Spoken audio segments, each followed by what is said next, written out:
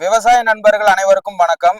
ஆகில் தார்பாலின்ஸ்ல இருந்து இன்னைக்கு நம்ம விவசாயத்துக்கு தேவையான பண்ணை குட்டை அமைச்சு கொடுக்கறதுக்காக நம்ம வந்திருக்கக்கூடிய இடம் தான் காரைக்குடி வந்திருக்கிறோம்.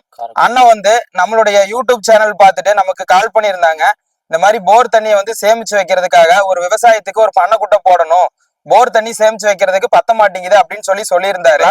அண்ணா வணக்கங்கண்ணா. வணக்கம். தார்பாலின் பார்த்துட்டு நமக்கு கால் பண்ணி கூப்பிட்டு இருந்தீங்க. ஆமா. இப்ப நீங்க போன்ல பேசும்போது தார்பாலின் நீங்க என்ன நினைச்சீங்க? இப்ப நேர்ல பாக்கும்போது நம்மளுடைய தார்பாலின் 500 மைக்ரான் இப்ப எப்படி இருக்குதுண்ணா குவாலிட்டி? போன்ல பாக்கும்போது நமக்கு ஒரு இதா இருந்தது. இப்ப நேர்ல பாக்கும்போது ஒரு நம்பிக்கை, ஒரு திருப்தி.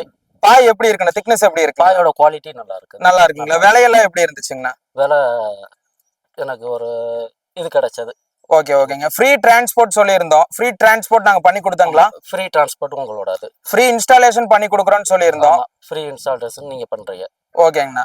இது மாதிரியான பண்ணை குட்டை விவசாயத்துக்கு மட்டும் இல்லாம இதையே நீங்க மீன் குட்டையாவும் நீங்க தாராளமா பயன்படுத்திக்கலாம்.